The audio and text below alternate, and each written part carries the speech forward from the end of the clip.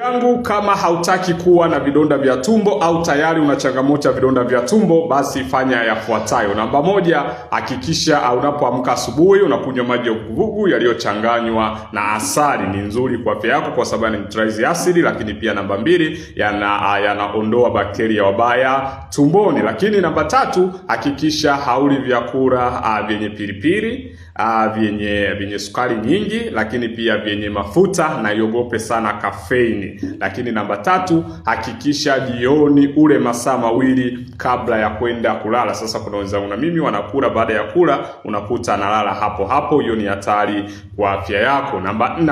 Namba nne, hakikisha unaepuka msongo wa mawazo, stress inapelekea uzalishaji mwingi wa asidi. Lakini pia kwa wale ambao hampati usingizi wa kutosha, hakikisha unapata usingizi wa kutosha. Kwa wewe ambaye sasa hauna changamoto ya vidonda vya tumbo, lakini kwa wewe ambaye tayari umeshakuwa na changamoto ya vidonda vya tumbo, hakikisha unapata tiba ya kuweza kukausha vidonda kwenye kuta zako za tumbo na kujenga ukuta wa tumbo upya na kurudisha mucus kwenye tumbo lako. Ndio maana hapo utahitajika kutumia stomach acids kutoka kwa Dr. Jimmy, itakusaidia kumaliza changamoto hiyo. Kama tayari una vidonda vya tumbo, basi niandikie hapo chini kwenye comment, niandikie vidonda vya tumbo ili uweze kupata msaada zaidi. Karibu.